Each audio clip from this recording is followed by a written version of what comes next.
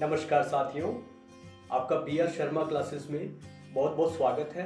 तो साथियों, जो आज हम टॉपिक करेंगे उसका नाम है कंपनी के अधीन गवर्नर जनरल लॉर्ड कॉर्नवालिस। ठीक, और जो लॉर्ड कॉर्नवालिस का जो टाइम पीरियड है वो है 1786 से लेकर 1793 तक। ठीक है साथियों, तो लॉर्ड कॉर्नवालिस ने भारत में ब्रिटिश साम्राज्य की स्थिति को मजबूत बनाने के लिए काफी प्रशासनिक सुधार किए थे। ठीक है साथियों, तो उसको भारत में प्रशासनिक सुधार के लिए काफी जाना जाता है।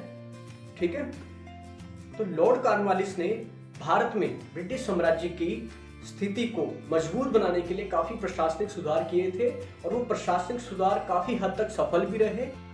तो लॉर्ड कॉर्नवालिस ने भारत में ब्रिटिश साम्राज्य की स्थिति को मजबूत बनाने के लिए क्या क्या प्रशासनिक सुधार किए वो आज हम इस लेक्चर में पढ़ेंगे। तो चलो बिना किसी देरी के वीडियो स्टार्ट करते हैं।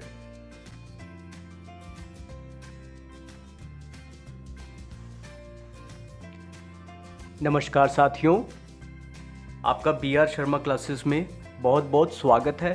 तो साथियों, आज जो हम टॉपिक करने जा रहे हैं वो है कंपनी के अधीन गवर्नर जनरल लॉर्ड कॉर्नवालिस। ठीक है साथियों, तो लॉर्ड कॉर्नवालिस का जो टाइम पीरियड है वो है 1786 से लेकर 1793 तक। ठीक है साथियों, तो फर्स्ट ऑफ ऑल आपको आज पता चल गया है कि आज हम कौन सा टॉपिक करेंगे। कंपनी के अधीन जो गवर्नर जनरल थे लॉर्ड कॉर्नवालिस।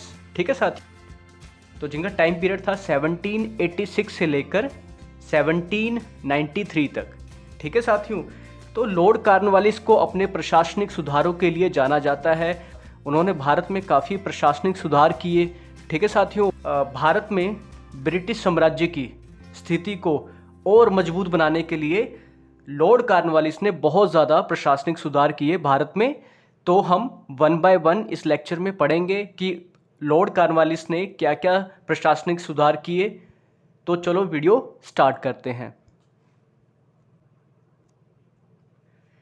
तो साथियों, जैसे फर्स्ट पॉइंट है कि कॉर्नवालिस को भारत में नागरिक सेवा का जनक माना जाता है। ठीक है साथियों, तो एग्जाम में ये क्वेश्चन बहुत बार पूछा जाता है कि भारत में नागरिक सेवा का जनक किसको माना जाता है?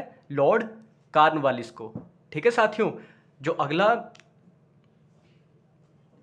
जो नेक्स्ट है वो है लॉर्ड कॉर्नवालिस ने 1793 ईस्वी में स्थायी बंदोबस्त लागू किया था।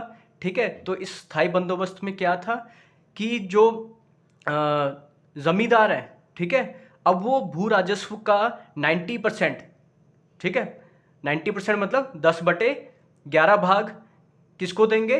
कंपनी को देंगे। और जो 10% पार्ट है, मीन्स 1/11 भाग है, वो अपने पास रख सकते थे। ठीक है साथियों, तो स्थायी बंदोबस्त में क्लियर कट क्या था? सबसे पहले तो स्थायी बंदोबस्त कब लागू हुआ? 1793 ईस्वी में। इसमें जो जमींदार थे वो भू राजस्व का 90% किसको देते थे? कंपनी को, और 10% वो अपने पास रख सकते थे। ठीक है साथियों, नेक्स्ट करते हैं। जो स्थायी बंदोबस्त की योजना है, ठीक है, वो किसने बनाई थी? जॉन शोर ने। ठीक है साथियों, ये पेपर में ये भी बहुत बार पूछ लेते हैं कि जो स्थायी बंदोबस्त की योजना है वो किसने बनाई थी? जॉन शोर ने। ठीक है, और जो स्थायी बंदोबस्त की योजना है वो किस गवर्नर जनरल के टाइम में लागू हुई थी? लॉर्ड कॉर्नवालिस के टाइम में। ठीक है साथियों, तो जो ये योजना थी इसको कहाँ कहाँ लागू किया गया था? इसे बंगाल में लागू किया था, बिहार में, उड़ीसा में, बनारस में, मद्रास के उत्तरी जिलों में। ठीक है, इस स्कीम को, इस योजना को लागू किया गया था। तो इसमें जो जमींदार होते थे वो भू राजस्व का, ठीक है, जो भू राजस्व की दर है उसको तय करने के लिए वो फ्री थे। ठीक है, स्वतंत्र थे, तो वो अपने हिसाब से भू राजस्व की दर तय कर सकते थे। ठीक है साथियों, तो इसके टाइम में जो भी जिले के समस्त अधिकार थे वो किसके हाथों में चले गए? कलेक्टर के हाथों में चले गए। ठीक है साथियों, नेक्स्ट करते हैं। इसने भारतीय न्यायाधीशों से युक्त जिला फौजदारी अदालतों को खत्म कर दिया। ठीक है, और उसके स्थान पर कौन सी अदालतें रखी? इसने 4 भ्रमण करने वाली अदालतें स्थापित की। ठीक है साथियों, बहुत अच्छा क्वेश्चन है कि लॉर्ड कॉर्नवालिस ने अपने टाइम में जो भारतीय न्यायाधीशों से युक्त जिला फौजदारी अदालतें थी उसको खत्म कर दिया और उसके स्थान पर, ठीक है, कौन सी अदालतें उसने स्थापित की? 4 भ्रमण करने वाली अदालतें। ठीक है साथियों, ये 4 भ्रमण करने वाली अदालतें कहां कहां पर थी? 3 बंगाल में और 1 बिहार में। ठीक है साथियों, तो नेक्स्ट है, ये भी काफ़ी इंपॉर्टेंट है कि कॉर्नवालिस ने 1793 ईस्वी में, ठीक है, एक बहुत ही फेमस कॉर्नवालिस कोड का निर्माण करवाया था। ठीक है, तो एक्चुअल में कॉर्नवालिस ने जो 1793 ईस्वी में कॉर्नवालिस कोड बनवाया था उसमें एक्चुअल में था क्या? उसमें था शक्तियों का बंटवारा। ठीक है, तो शक्तियों के बंटवारे के सिद्धांत पर यह कॉर्नवालिस कोड आधारित था। ठीक है साथियों, तो साथियों एग्जाम में बहुत बार पूछ लिया जाता है कि जो कॉर्नवालिस कोड था वो किसने तैयार करवाया था? तो कोड में ही उस गवर्नर जनरल का नाम है। ठीक है, कब तैयार करवाया था कॉर्नवालिस कोड? 1793 ईस्वी में। ठीक है, और किस पर आधारित था ये? शक्तियों के बंटवारे, जो शक्तियों के पृथक्करण के सिद्धांत पर आधारित था। ठीक है साथियों, नेक्स्ट है, इसने जो पुलिस कर्मचारी थे उनके सैलरी में वृद्धि की थी। ठीक है, सैलरी इंक्रीज की थी, और साथ में ही जो ग्रामीण क्षेत्र में, ठीक है, जो जमींदार थे जिनको पुलिस अधिकार प्राप्त थे वो उनसे वापस ले लिए। ठीक है, तो ये भी बहुत इंपॉर्टेंट पॉइंट है कि जो पुलिस कर्मचारियों के वेतन में वृद्धि किसने की थी? लॉर्ड कॉर्नवालिस ने।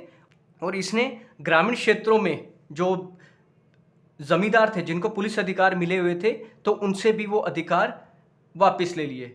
ठीक है साथियों, अगला है कि कंपनी के कर्मचारियों के जो व्यक्तिगत व्यापार पर भी इसने प्रतिबंध लगा दिया, और इसने जिलों में, ठीक है, एक पुलिस थाना की स्थापना की और उसका एक इंचार्ज बनाया, किसको? दारोगा को। ठीक है साथियों, तो इसने जिले में पुलिस थाना की स्थापना कराई और उसका इंचार्ज किसको बनाया? दारोगा को। ठीक है साथियों, नेक्स्ट भी इंपॉर्टेंट है, इसके टाइम में जो भारतीय थे उनको सेना में कौन कौन सी पोस्ट मिलती थी? सूबेदार की, जमादार की, प्रशासनिक सेवा में मुंसिफ, सदर, अमीन या डिप्टी कलेक्टर। ठीक है, और इससे डिप्टी कलेक्टर से ऊंचा पोस्ट कोई मिलती नहीं थी। ठीक है साथियों, तो लॉर्ड कॉर्नवालिस के टाइम में साथियों भारतीयों को सूबेदार, जमादार, प्रशासनिक सेवा में मुंसिफ, सदर अमीन या डिप्टी कलेक्टर से ऊंचा पद नहीं दिया जाता था। ठीक है साथियों, तो लॉर्ड कॉर्नवालिस के बारे में इस लेक्चर में इतना ही। मिलते हैं नेक्स्ट वीडियो में किसी डिफरेंट टॉपिक के साथ। वीडियो देखने के लिए आपका बहुत बहुत धन्यवाद।